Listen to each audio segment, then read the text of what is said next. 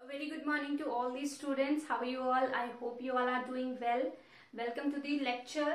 This is lecture 7 of this chapter. ठीक है, I know ये chapter बहुत लंबा होता जा रहा है, but it is a very very very important chapter आपके एग्जाम के पॉइंट ऑफ व्यू से और आगे के लिए भी आपके चैप्टर ये वाला चैप्टर बहुत ज्यादा इम्पोर्टेंट है.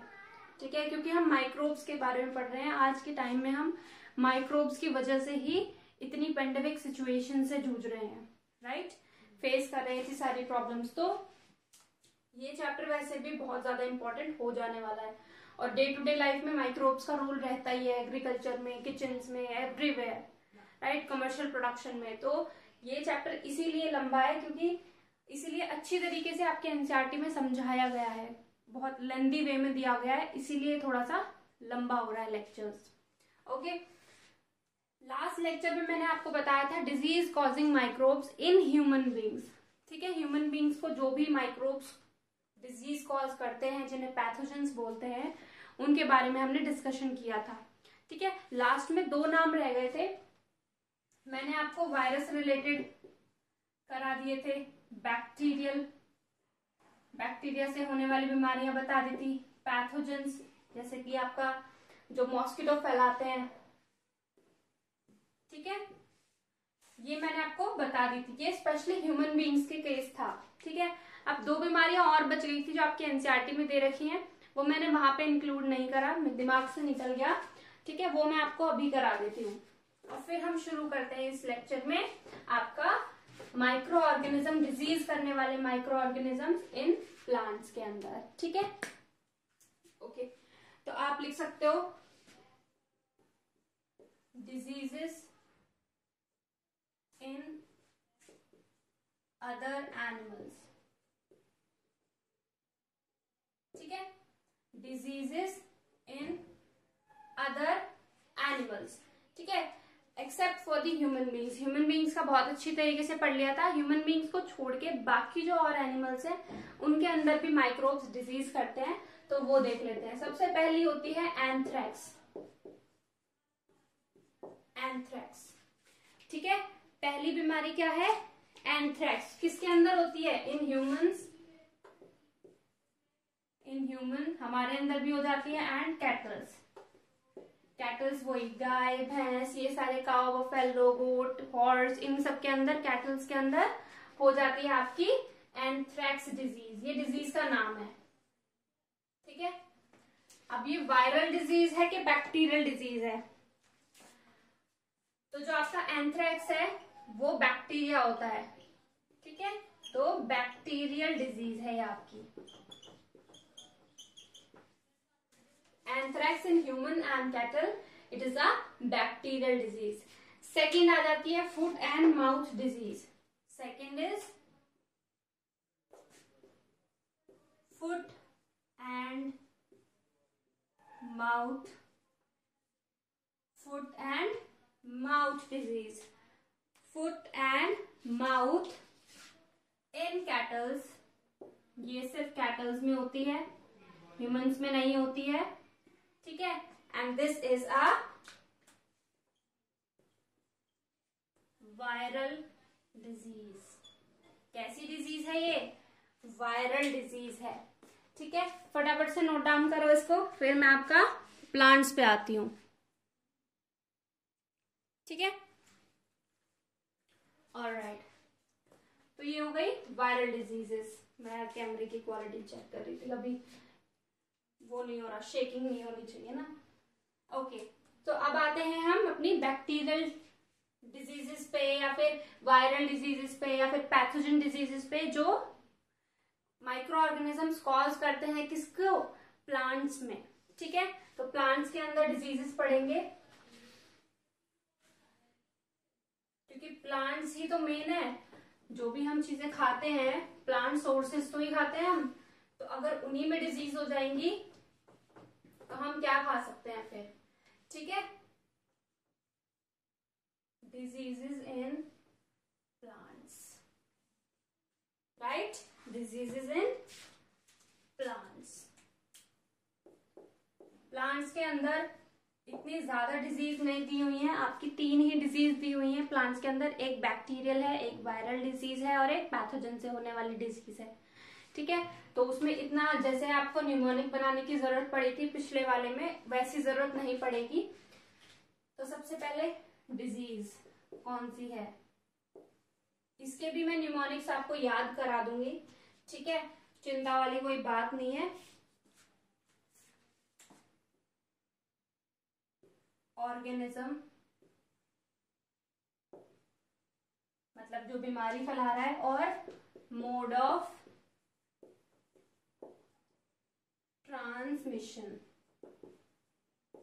Mode of transmission. ठीक है, तो सबसे पहले आएंगे डिजीज, डिजीज के नाम लिखेंगे, फिर ऑर्गेनिज्म कौन फैला रहा है, और फिर मोड ऑफ ट्रांसमिशन, डिजीज फैल किस वजह से रही है। ठीक है, तो सबसे पहले आती है सिट्रस कैंकर, पहली डिजीज आती है सिट्रस कैंकर। ठीक है, कौन कर रहा है इस डिजीज को, इसको कर रहा है बैक्टीरिया। कौन कर रहा है, बैक्टीरिया कर रहा है। और किस तरीके से फैलती है, एयर के थ्रू फैल जाती है। समझ में आया, सिट्रस कैंकर एक बैक्टीरिया से होने वाली डिजीज है, और ये बैक्टीरिया हवा के थ्रू फैलता है।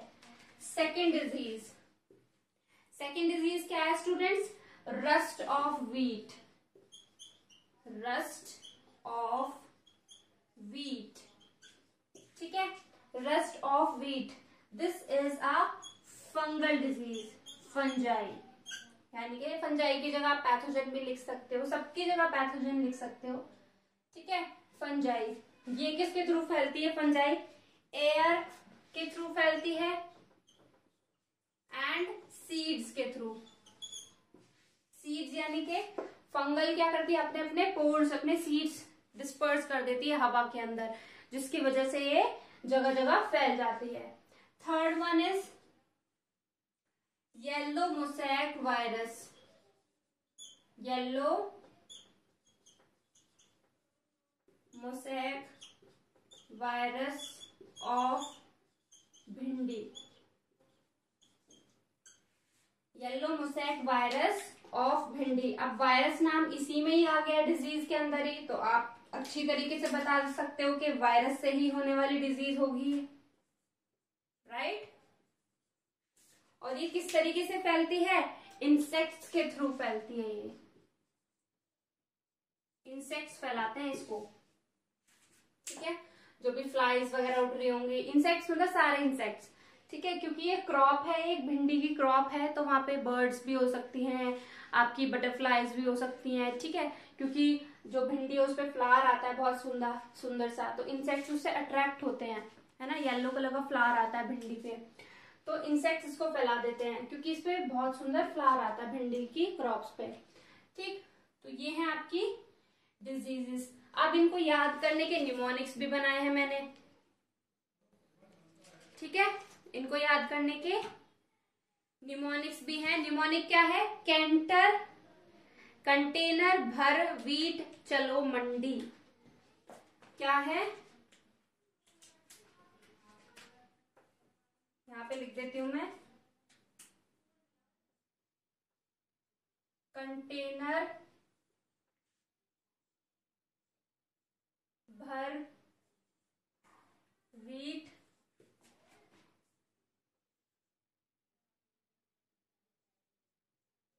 चलो मंडी। ठीक है, कंटेनर भर व्हीट चलो मंडी, मतलब कंटेनर में व्हीट भर के चलो मंडी। तो कंटेनर से तो हो जाएगा आपका ये सिट्रस कैंकर, याद रखना है आपको। भर से कुछ भी नहीं है इसलिए मैंने हिंदी में लिखा है। व्हीट से रस्ट ऑफ व्हीट हो गया, चलो से भी कुछ नहीं है इसलिए हिंदी में लिखा है। मंडी का राइमिंग वर्ड क्या है, मंडी, भिंडी, राइट, तो मंडी से आपको भिंडी याद रखना है। येलो मोसैक वायरस ऑफ भिंडी, यानी कि आप सिंपल भिंडी भी लिख सकते हो, डिजीज हो रही है ना, येलो मोसैक भिंडी। ठीक है, वायरस से हो रही है, एक बैक्टीरिया से हो रही है, एक फंजाई से हो रही है, एक वायरस से हो रही है। फैलाने वाले एयर है, सीड है, इंसेक्ट्स हैं, बस यही है। ये सारी चीजें इजीली याद हो जाती हैं, पर ये याद नहीं होता, जिसके लिए मैंने आपके न्यूमोनिक्स बना दिए यहाँ पे। ठीक है, सिट्रस टैंकर कंटेनर से याद रखना है आपको। रस्ट ऑफ वीट, वीट दे दिया है मैंने आपको। Yellow mosaic of virus of भिंडी, मंडी से याद रखना है आपको। क्लियर? तो ये सारी चीजें हैं। अब क्वेश्चन ये आता है कि अगर कोई पैथोजन अगर क्रॉप्स को अटैक करता है तो क्रॉप्स पे क्या असर पड़ता है उस चीज का। ठीक है, अगर कोई माइक्रोब अगर किसी क्रॉप को अफेक्ट करेगा तो उस क्रॉप पे क्या असर पड़ेगा, तो वो चीजें भी देखना जरूरी है। भाई क्या होगा, अगर किसी को डिजीज हो जाती है तो हम कैसे हो जाते हैं, वीक हो जाते हैं ना। तो अगर क्रॉप्स में भी माइक्रोब्स लग गए या इनका अटैक हो गया तो क्या होगा, क्रॉप्स की यील्ड कम हो जाएगी, कम प्रोडक्शन होगी, है ना। जैसे यहाँ पे एग्जांपल दिया है वीट का, तो वीट में अगर बीमारी लग जाए, फंगस लग जाए, तो वीट उग पाएगी, नहीं उग पाएगी। तो क्या हो गया, वीट कम प्रोड्यूस होगी, फिर हमें खाने के लिए मिलेगी ही नहीं, है ना। तो आप लिखो यहाँ पे किन किन प्लांट्स के अंदर ये जो डिजीज है वो होती है।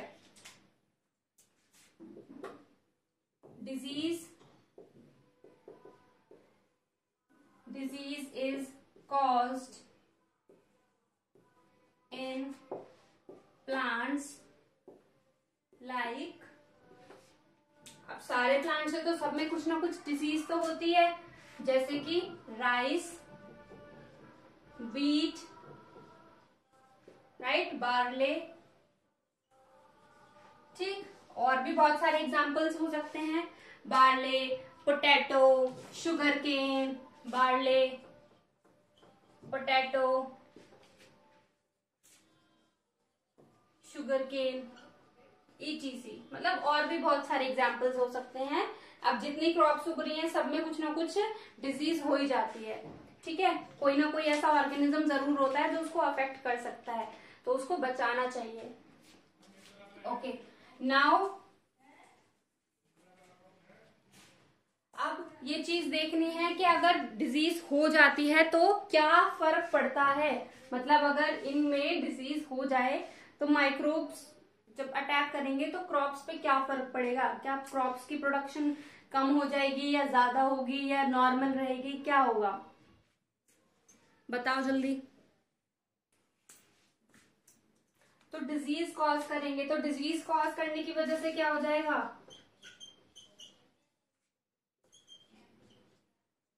क्या होगा, प्रोडक्शन में डिक्रीज आएगा, यानी कि डिक्रीज इन प्रोडक्शन। प्रोडक्शन लिख सकते हो, यील्ड लिख सकते हो, यील्ड मतलब भी उपज होता है हिंदी में। ठीक है, तो जो क्रॉप्स हैं उनकी प्रोडक्शन जो है वो कम हो जाएगी। क्यों, क्योंकि माइक्रोब्स ने अटैक कर दिया उनके ऊपर, तो वो खराब हो जाएंगे आधे से ज्यादा। तो और अगर जल्दी ध्यान नहीं दिया तो क्या पता सारी ही क्रॉप कैसी हो जाए, खराब हो जाए। ठीक है, तो ये वाली चीज यहाँ पे क्लियर हुई। अब आते हैं इनके प्रिवेंशन पे। अगर आपको याद हो कि हमने फर्स्ट चैप्टर में स्टोरेज पढ़ा था कि स्टोरेज कैसे करते हैं हम ग्रेन्स वगैरह की। ठीक है, कि उसमें पहले गेहूं जो होते हैं, जो ग्रेनरीज होते हैं, बड़े बड़े लेवल पे जो इन ग्रेन्स को स्टोर करा जाता है। घर पे तो हम इजीली स्टोर कर सकते हैं क्योंकि छोटी अमाउंट है, लेकिन जो बड़ी फार्म इंडस्ट्रीज होती हैं वो कैसे स्टोर करती हैं, बड़ी बड़ी ग्रेनरीज में स्टोर करती है, टैंकर्स होते हैं बड़े बड़े। तो वहां पे वो स्पेशल ट्रीटमेंट देते हैं केमिकल्स का, जिसकी वजह से सारे जो ग्रेन्स हैं वो सेफली बने रहते हैं थ्रू आउट दी एयर। तो प्रिवेंशंस क्या हैं,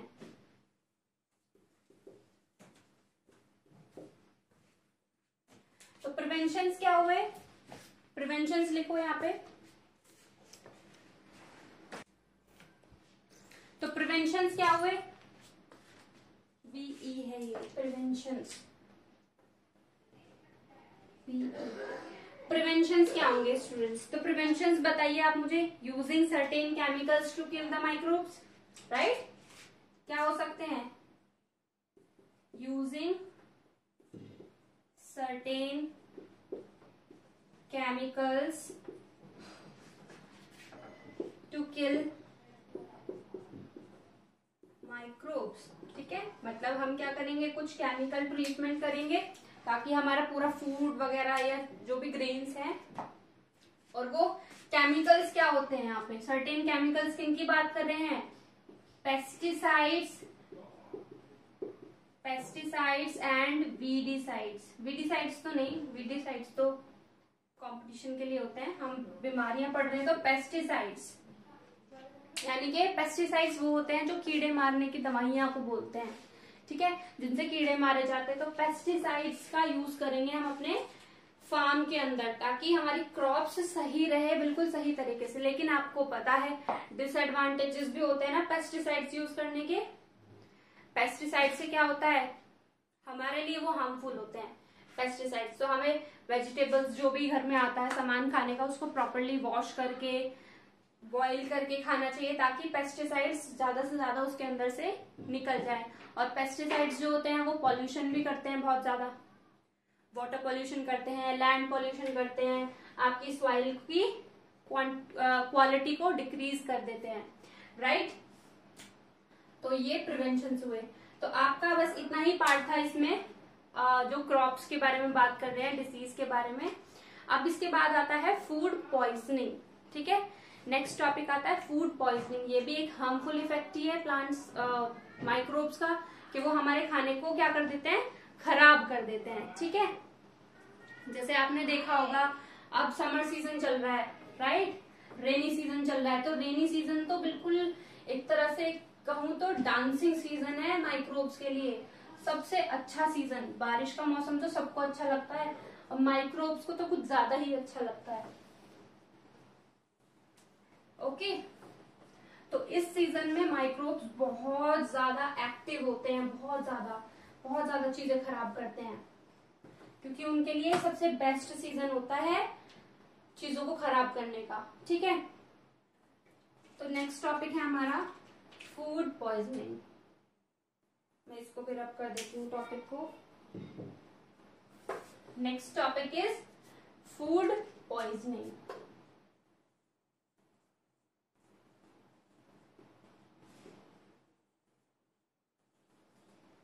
फूड पॉइजनिंग क्या होता है स्टूडेंट्स? फूड पॉइजनिंग क्या है? फूड पॉइजनिंग मतलब खाने का खराब हो जाना।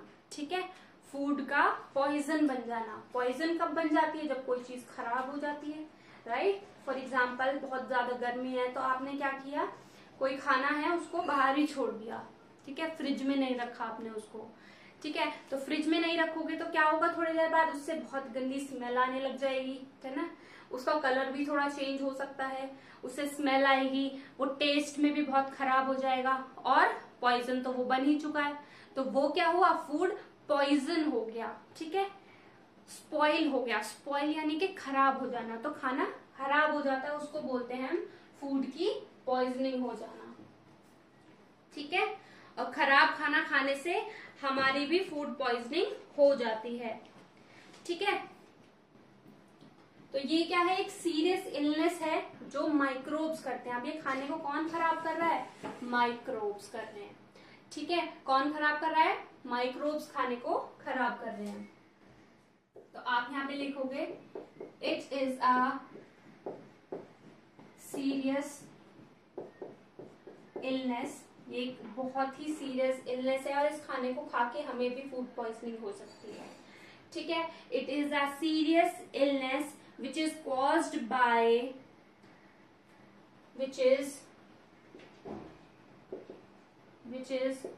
caused by microorganism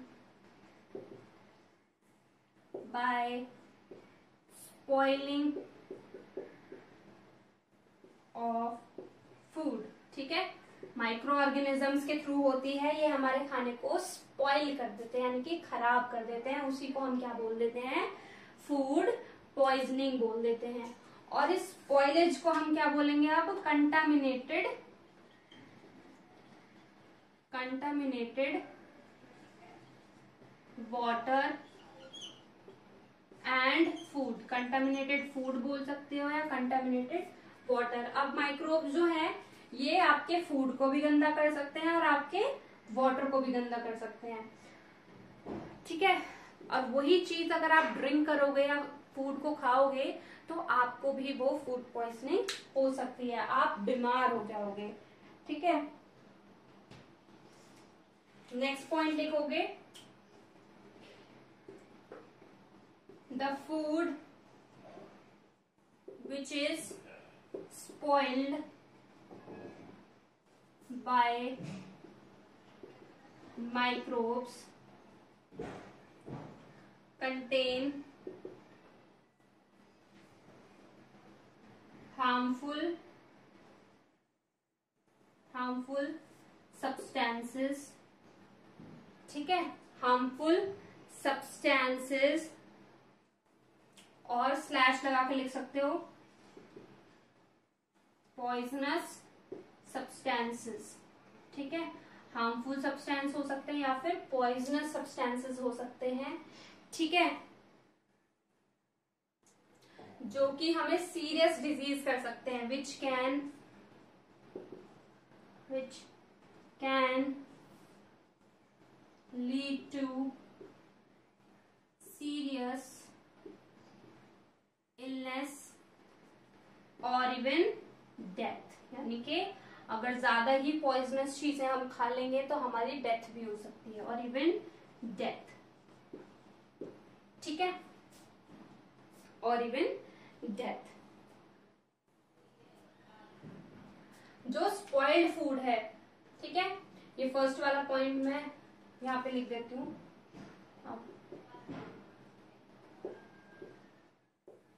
next point में ही लिखवाती हूँ आपको, ठीक है। ये फटाफट से लिखिए आप।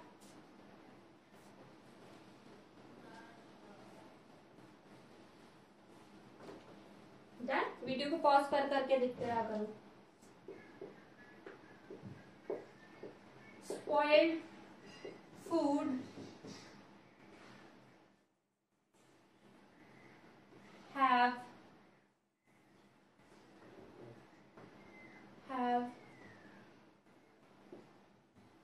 harmful substances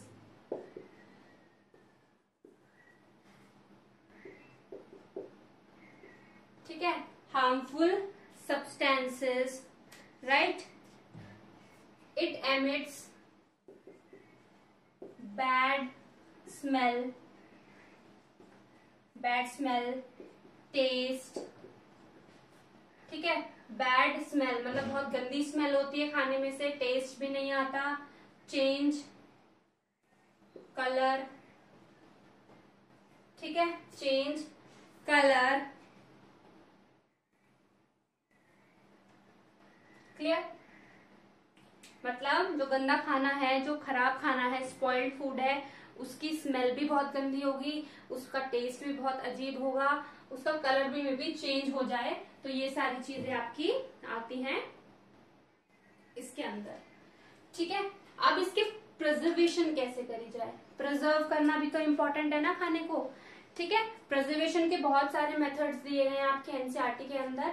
आई विश के ये चैप्टर नेक्स्ट 2 या 3 लेक्चर्स में खत्म हो जाए, मैं 2 लेक्चर्स में ही खत्म करने की कोशिश करूंगी, ठीक है। तो आप नेक्स्ट हेडिंग डाल लीजिए, प्रिजर्वेशन ऑफ फूड, यानी कि हम अपने खाने को स्पॉइल होने से, खराब होने से किस तरीके से बचा सकते हैं।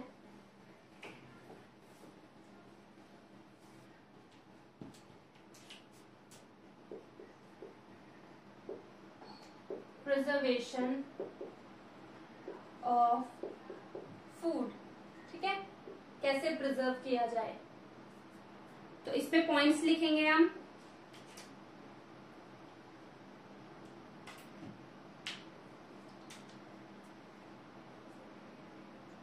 तो प्रिजर्वेशन में एक्चुअली में होता क्या है, या तो हम माइक्रोब्स को एंटर ना होने दें हमारे खाने के अंदर, ठीक है, या फिर हम क्या करें, माइक्रोब्स की ग्रोथ को रोक दिया जाए या फिर स्लो कर दिया जाए, तो वो जल्दी से हमारा खाने को खराब नहीं कर पाएंगे। तो उसके बहुत सारे तरीके हैं। It is a method method used to stop the growth of microbes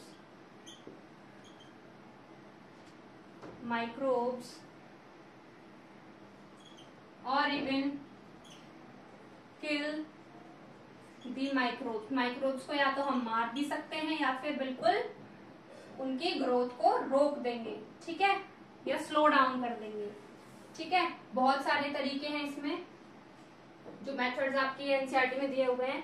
आपने कभी देखा होगा आपकी दादी या फिर आपकी मम्मा अचार डालती होंगी तो उसमें बहुत सारा ऑयल डाल देती हैं, ठीक है। हम कभी भी बच्चे को, किसी भी बेबी को अगर दूध वगैरह पिलाते हैं तो उसकी बॉटल्स को पहले गर्म पानी में स्टेरलाइज करते हैं, राइट। सुखाती है मम्मा चीजों को, धूप में सुखाती है ना, तो धूप में सुखाने से क्या होता है, तो ये मेथड तो हम फर्स्ट चैप्टर में भी देख चुके हैं कि जो ग्रेन्स होते हैं उनको टैंकर्स में भरने से पहले क्या करते हैं, वो पूरा धूप से सुखा लेते हैं ताकि वो थोड़े से ड्राई हो जाए, उनमें फंगस ना लगे, राइट।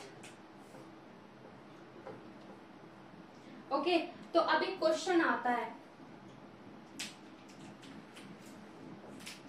इज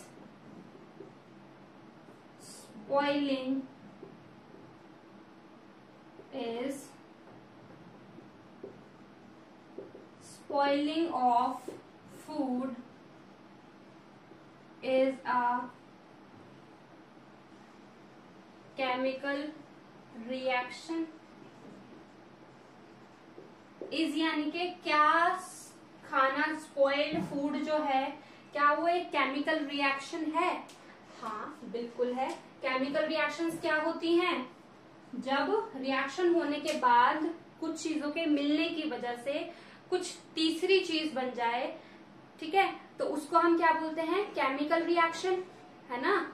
जैसे मैंने कोई पेपर को बर्न किया तो पेपर बर्न होने के बाद क्या हो गया, वो एशेज में कन्वर्ट हो गया, राख में कन्वर्ट हो गया। अब राख से वापस पेपर तो नहीं बना सकते, तो ऐसी रिएक्शंस क्या होती हैं, केमिकल रिएक्शंस हो सकती हैं, जिन्हें आप दोबारा से उल्टा नहीं कर सकते। तो सेम, अगर एक बार खाना खराब हो गया तो क्या वो खराब खाने से आप वापस से वही खाना दोबारा बना सकते हो? नहीं, वो तो खराब हो गया, फिर आप उसको फेंक दोगे, तो दोबारा से आप उसको सही खाना नहीं बना सकते। तो yes, it is a chemical reaction. ये इंपॉर्टेंट है, ये पूछा जाता है। क्लियर? जो नेक्स्ट प्रिजर्वेशन वाले जो मेथड्स हैं वो मैं आपके नेक्स्ट वीडियो में कराऊंगी। तब तक आप इस चीज को याद रखो, बहुत ही इंपॉर्टेंट टॉपिक है नेक्स्ट वाला। आई होप आपको पसंद आया होगा। कोई भी डाउट होता है तो प्लीज मुझसे पूछिए। तब तक के लिए सेफ रहिए, बाय बाय।